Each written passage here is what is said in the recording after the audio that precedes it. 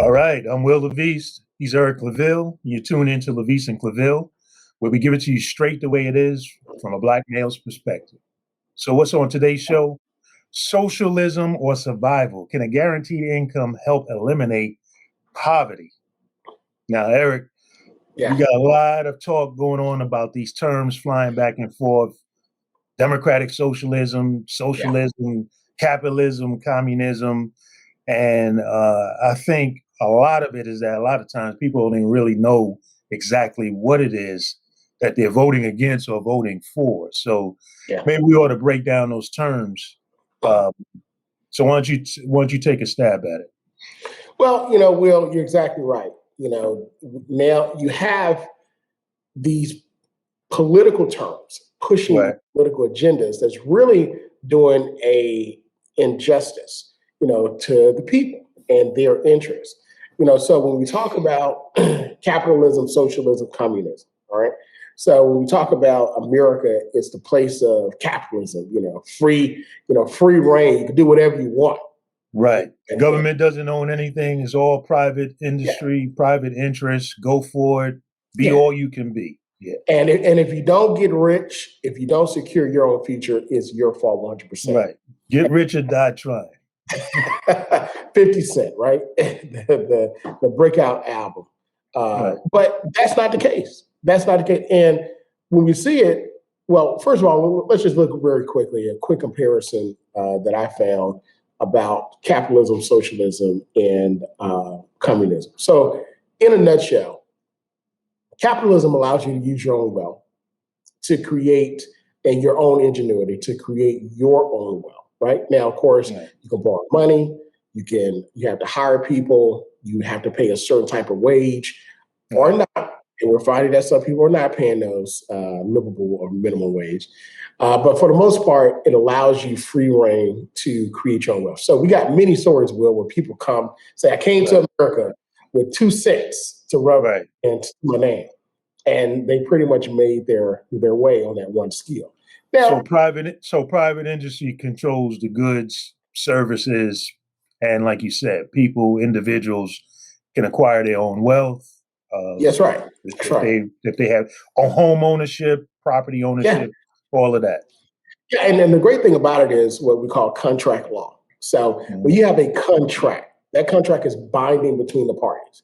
Now, being a lawyer, I know that when you go line by line, the interpretation of those terms and how those terms were created, how they were, the media, if there was a media on the minds of every term, has created these extensive books that we call contracts, just to buy a stick of bubble gum, right? Because we go through the courts over and over again on certain issues. But for the most part, when you have a contract, that's a contract between two parties and entities with a meeting of the minds that allows them to contract between each other, which the government cannot come into unless there is a reason that's against law and so forth. So with capitalism, that's how pretty much America works. Now, when we talk about socialism, now let's hit communism first. Hit communism since that's the other opposite. Hit communism. Oh, right. So communism is the extreme opposite of capitalism. Right. Communism says the government controls everything. Right. Period. It controls, if you want to create a company, you got to get government approval. If you want to become part of the wealthy elite, you got to get government approval. Right. If you want to open up a business and compete against the government, you got to get government approval. In other words, so the idea is that everybody in society is equal, and government runs that and government regulates that to make sure that happens. But in theory, right. But there's a problem with that. Right. Right. It's a problem, because somebody's got to distribute that wealth, right? Right. So the person that's quote unquote at the head of the government that's distributing wealth is really the person that controls who gets in and who doesn't, right? So that becomes a major issue within itself. So now let's go to the middle. With socialism, communism is pretty much an extreme of socialism. But when we talk about socialism as it exists in America, right? So America itself is really a mixture of capitalism and socialism. So the government can intercede in public programs, right, public goods to help people. Case in point, at the turn of the last century, we had the Great Depression. Roosevelt came in with his social contract pact. He pretty much put regulations up on companies, and Wall Street more specifically, from doing what they wanted to do because of speculation. Now, over time, that's been eroded, and we saw what happened with speculation in the dot-com bubble, also in the housing bubble, and we're going to get another bubble in what's the dollar bubble, right? Right. People love the last president, Donald Trump, because they made so much money. I mean, my accounts look great. If you got investments in the stock market, they look great. But it came at a cost, right? But then he also included a Social Security program, which said if you work X amount of time, you get this Social Security check to make sure that you can live basic life, right? So socialism tries to be a bridge between communism and capitalism, and that it provides these social safety nets. It says government should run certain things for the common good so that people could have some measure of a certain standard of living. And so it tries to mix the two. Absolutely. So Social Security, we also have health care that's available for people who are 65 and older. We know that AARP is a big supporter of these programs for the elderly. Right now, they have the largest membership of any group, especially special interest group. Right.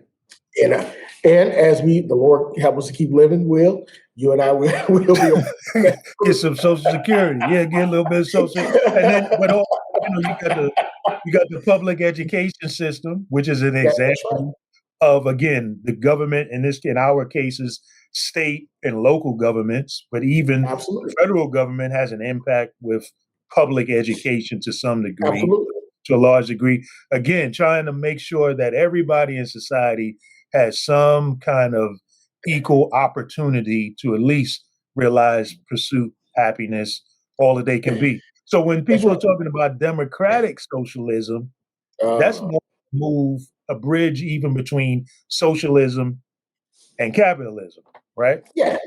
So I want to give a quick historical point to public school education.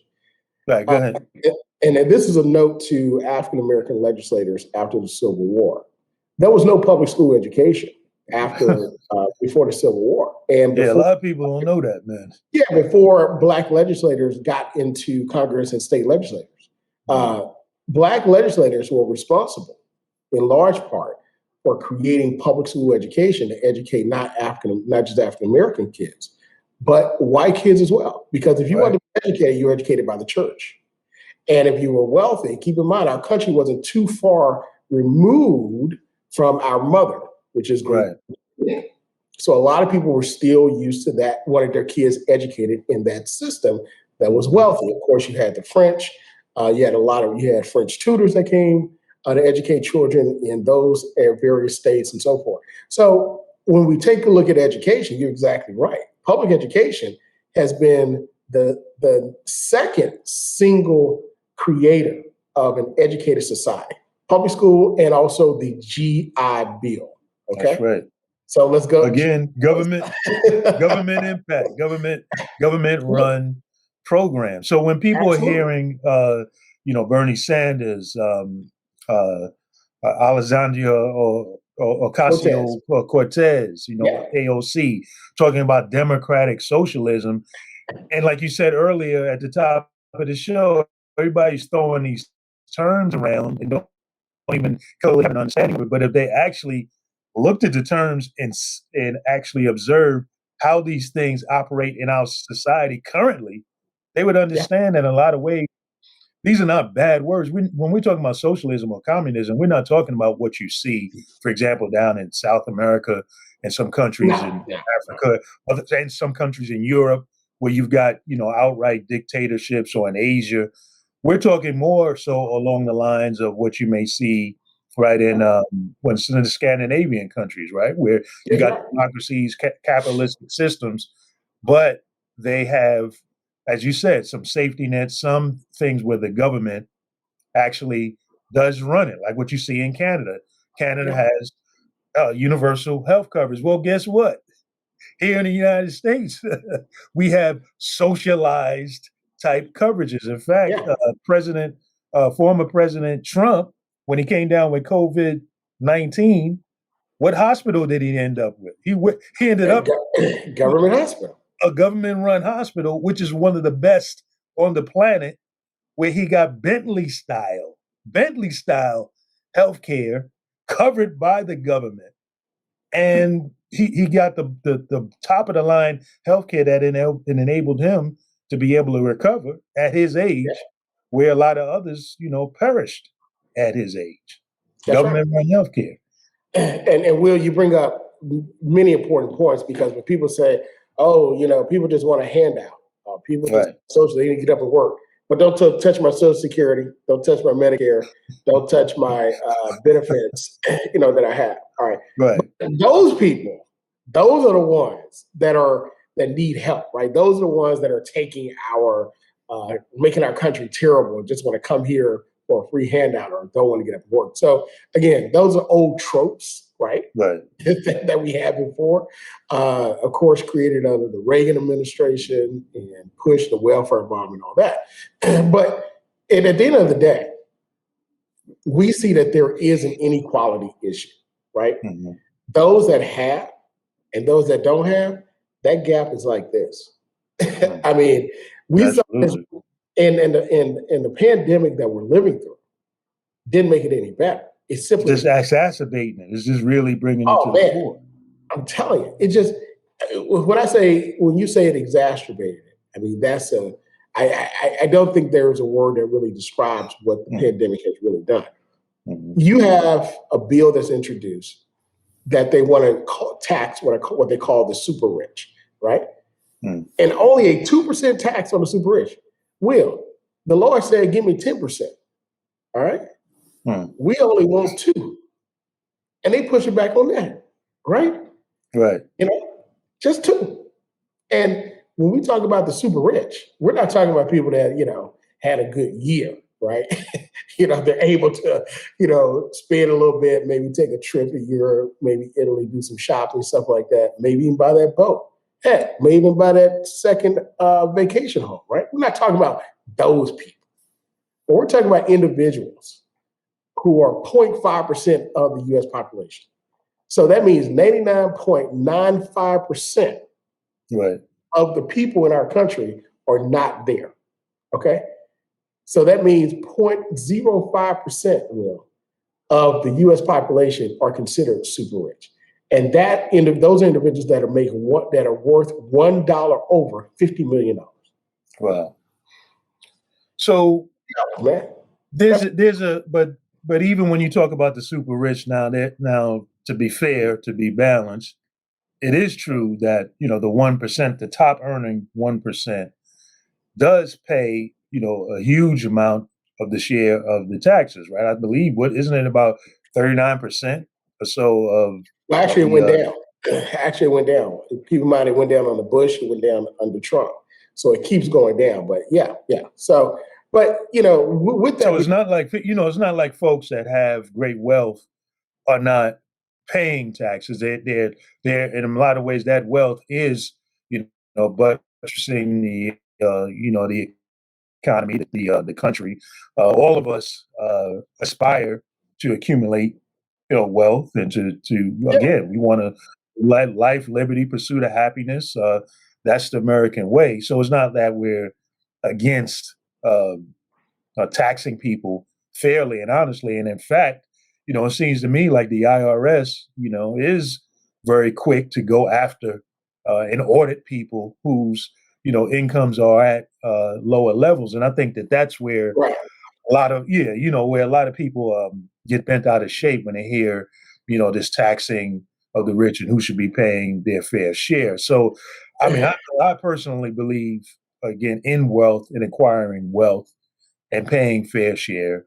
But I think that people need to understand that all of these different systems are about achieving some measure of balance. So it's not, when you're hearing democratic socialism, again, I think the Democrats just do a poor job of really messaging and really clearly absolutely explaining what it is that they're talking about. But when you look at it and you actually listen to what people have said and you actually read the documents of what they're saying that they're pushing for, democratic socialism is really sort of a Yeah. bridge between socialist principles Yeah. and capitalist principles where, you're saying the government is running certain parts of industry to help keep Absolutely. a balance for the society. Because what happens if you go purely capitalist, then what happens is if you fall back on the regulation, how it affects us is things like, terrible, pollution in your water, Yep. um, Which hot, we had the mercury issue right. in our ocean water because companies were dumping mercury into the ocean water instead of doing the right thing and disposing of it responsibly. Go ahead. So if you have no government in play oversight on anything, then how do we manage to be able to function together? So those areas where so to speak, where our individual rights can clash Yeah, against each other, those are the areas where you need a referee. You need the absolutely. government, and you need a government that's supposed to be for the people, by the people. You need a government that you, in fact, run. You, in fact, That's right. support that government. You run that government through your representatives, and that's where the refereeing or the settling of disputes where our individual rights may clash. Now, the big problem that we have is now we got a lot of politicians who are in government who are actually voting for policies that undermine the interests of their own Yeah. constituents because they're And- listening. and- and look, they do it and they spin it to make it think that it's a good thing. I mean, Right, think about it. We spend more dollars on spinning messages to sell something that's not good for people when we can use that money to actually do the right thing. But I want to go back to the socialism piece. If right, we take a look at Europe, now you mentioned Canada, all right? Canada is very similar to, I know they're in North America, but they're very similar in the way that they operate in their government to Europe. right, So let's take a look at European socialism. Europeans pay a higher tax rate, but there are a lot of services that they get that they don't have to pay for at all. Healthcare is one. In some countries, you can go to college all the way to a doctorate degree in what's called university studies mm, for free, right? Absolutely free. Now, of course, there's a person say that there's a quote unquote lower standard of living, but I disagree with that because the question becomes, what is your standard of living? Is your right. standard of living based upon time and value with family, culture, traveling, or is it based upon working, working, working? And that's where America and Europe disagree. Because in some places in Europe, when you first get a job, you get automatically 6 weeks vacation, paid Right. vacation. You can Yeah. take a vacation. Like you may get hired on Friday. You say next month, Monday, I'm taking a 2 week vacation, right? On top of that, all right. So not only that, Will, but I remember this was in I think the late 90s or early 2000s when they implemented a 40-hour work week as opposed to a 35-hour work week in Europe. Mm. Man, people were in the streets marching in Germany. They were like, no, absolutely not. We're not doing this. And then I think in some instances you can work 4 days a week and not 5. Right. Hey, we work 24 hours a day. We're so connected. We need to become disconnect. We need to disconnect just to keep our our mental capacity. Right. Right. You know, Yeah. when we talk about this again, I want people to understand that when we talk about socialism, democratic socialism, that's just a way of the wealthy and corporations to continue to erode the intervention of government during the Great Depression, that Social Security package that Roosevelt signed, Right. and to continue to eroding that. But let's take a look at this, Will. People say, hey, capitalism is great, but factories are closing because the government allowed companies to move their production overseas. Overseas, right, to increase profit, right? Exactly. And south of the border. Right. But capitalism is good. However, the Midwest became the Rust Bowl. The middle of the country became another Dust Bowl. And not only that, but now you have very large sectors of our society that are suffering because there is lack of manufacturing. If we ask ourselves, what does America manufacture? What would you say? Well, I would say I would think that we still do steel.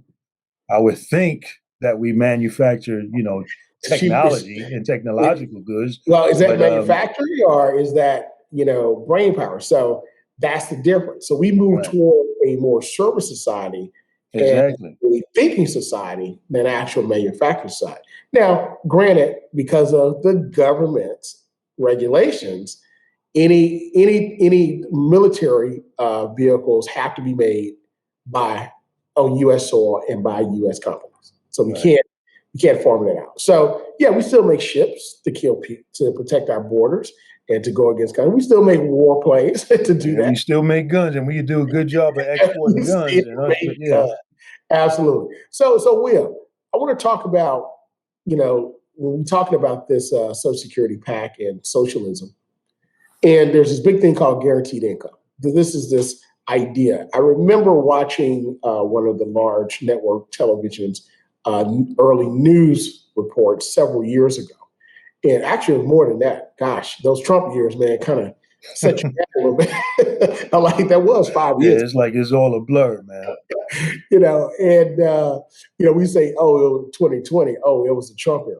It's like, I lost 5 years of my life. But in that, there were these individuals from the tech industry that Mhm. wrote a book about guaranteed income, saying we need a guaranteed income. As a matter of fact, one of the presidential candidates, Democratic candidates, I forget his name, the Asian American, who actually, Yang, yeah, that's right, yeah, who had this big push in a group called the Yang Gang, right?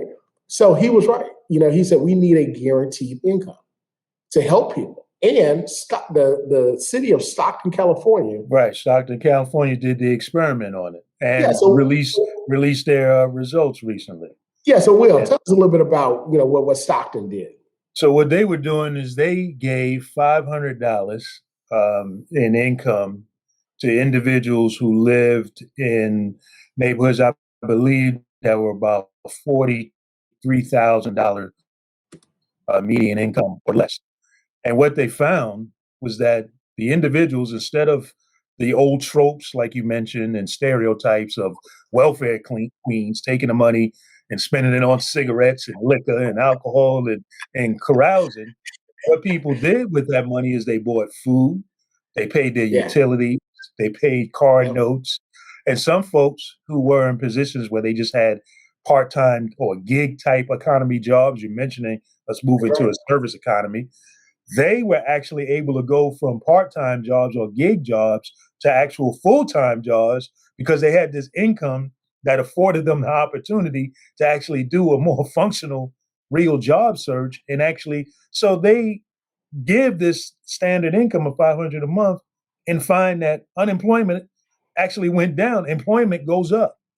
People were more than responsible in using this money and Yeah. used it to really address some of the basic needs that they have. And so here, both of us have raised children. You can imagine if you were given an income like that and you got kids in childcare, you would be spending it on that. You would be That's right. spending it on or something that would enable you to be able to be a more quality parent to your children, or you That's would right. be trying to pay down debt.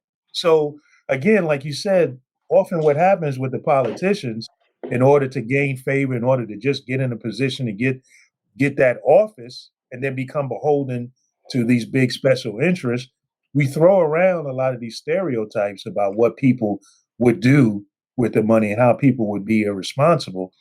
But in actuality, that's not the case. At least that's what they found in Yeah. Stockton. Yeah. As a matter of fact, it was called SEED. It's a Stockton Economic Empowerment Distribution, I believe, but the acronym was SEED. And and again, how people say, oh, we're taking government money. Well, it wasn't government money. It was It was privately funded. Yeah, private donations. that's And right. $3 million, Will, and they distributed out to these individuals $500 a month, and the results came back, like you said. People worked more. as Right. opposed to less. They increased their income as opposed to decreasing, right? They didn't buy alcohol, dope, drug, as people would say, right? So these things help individuals, like you said, get out and do what they wanted to do. And I think childcare is a big part of that. And they also pay off debt. Childcare is a big part of it. Think about it. If you we actually ran, my father and my mother wanted to start a business to help young mothers, and they wanted to start a school. So my father operated the ClaVille Daycare Center for 21 years. Man, right? excellent, man. That's in, excellent. in our community. Started out in our garage where he got a $5,000 loan, small business loan, to refurbish the garage and create I think we could hold like 8 kids. And then from there, it expanded to a full operation where at the height of it, we were keeping between 65 and 75 kids. And bus service back and forth, so all the way up to where you got to preschool, that's where we stopped. And you went or kindergarten. That's huge, man. That's a huge impact in the community. Yeah. But here's the issue. It got to the point where the state started decreasing the amount that they would supplement families' income in order to pay the supplement for childcare. That it became basically the business model went from profit to major loss. Cost prohibitive. So he either had to pass that cost on to the parents, or he had to eat it. Yeah, but here's the thing. They didn't have the money to pay for it in the first place. So they don't have it to pay for it now. So it was cost prohibitive to run it, and then it was cost prohibitive for the mothers to try to send their kids to daycare, pay the full price, and only have a little money to work. So therefore, they relied upon the government to continue work, as opposed to keeping that supplement at this point, so they can allow to work, so that they can go out and work and be more productive. So we saw it in real life. And with this guaranteed income, I think that now we can start to peg what we call the living wage to this guaranteed income to help individuals with childcare, help individuals to pay XYZ expenses. And I think that by creating this guaranteed income, we see it in the pandemic. People are staying afloat by the stimulus that they're getting. Now, just imagine if people got stimulus, every 3 months, right? Kind of like the oil revenue checks that Alaskans get, right? Right. They get those checks, they pay off bills, right? They pay off certain things, and that money goes right back into the economy. So we've seen where that stimulus, people say, people need to get out there and work. And they found with that stimulus, what were people doing? Paying bills. So but that's the thing, is that the pure capitalists, they don't believe that the government should be paying the freight in any way, shape, or form, but that the private sector, again, or the philanthropic community would pick up that gap. So, like you said, in the case of your parents and those parents that were using, their daycare business, they ended up having to go on the government dole. Well, the pure capitalists would say you need to get rid of that government dole too, and then who would actually be able to turn to is the church or the philanthropic. There would be organizations that would privately fund that kind of social safety net. And, I think people really need to understand what it is that we're talking about. If that's what you believe, do you really believe that the church will be able to pick up that gap? Do you really believe that private organizations will pick up that gap? If you believe that, and if you are clear that you really understand that that's what you're saying when you're arguing against some of these social, government-run social programs, then I say, hey, okay, then go for it. And I hope that you never find yourself in a situation of that kind of need. But oftentimes we hear people saying that, they're not for these government programs. And then as soon as you say something to them like, okay, Well, do you like your Social Security? Oh no, oh no, oh heck no! Don't touch my Social Security. Don't touch it. Don't touch it. And So look, I think that's what it is, man. We got to be clear on what it is that's that right. we're talking about, man. And Will, Social Security reform is coming because we kicked that can down the street so many times. So I'm an advocate for the reform, but I'm also in order to keep it because we're coming up on that age. So, man, look, this has been a phenomenal discussion. At the end of the day, we saw the experiment in Stockton help communities, more specifically communities of color, poor communities. So when we're talking about people's policies, all right, and policies, public policy, they help the common man. What is it that you think that us, African Americans, and other poor communities, communities of colors that are struggling, should advocate for as it relates to this guaranteed wage? I mean, guaranteed income. I think what our communities need to do is to understand exactly what is being proposed. Take the time to understand what is being proposed and then break it down into your individual life situation. Just like you just talked about your parents and the business that they were running, how that was impacting the community and what that actually means. And if you understand what is being proposed when you hear things like universal health care, think about what that would mean. When you and I look at our incomes and we see that payment going towards healthcare every 2 weeks, and then when we go to the doctor and they're saying, "Oh, by the way, you got a co-payment. Oh, by the way, you have a deductible," you know that you're paying a huge amount to get healthcare. So when you say universal healthcare, and you just and I didn't mention that also there's a Medicare payment in there. That's right. That's going to, and the Social Security payment that's in there in your income too. So we need to understand what is being proposed and advocate for things like health care, Medicare for all. We need to advocate for things like, these kinds of income or stipends that allow to go directly to areas of need, utilities and the such that will help people to be able to get, over the top. Because these stipends, these payments, they exist in other areas. Ask some of the farmers who are paid not to grow certain crops. Ask some of the businesses, some of the oil companies that get, underwriting, or the businesses that get tax breaks to come in and do certain development. So it is happening. Government is underwriting a whole lot of private industry activity. And keep in mind, one of the first things that especially Republican administrations do, the moment they get in office, in the first 15 months, they pass a tax cut for that top 1%, 2%, 3%. And nobody and everybody says, "Oh, they know how to make money for people, rich people, so it's okay." Again, messaging. Well, we're going to talk about this topic some more because we're talking about living wage. We're talking about people actually doing the right thing. But this is it for this episode of LaVeist and ClaVille. Catch us on our social media, Facebook, Instagram, Twitter.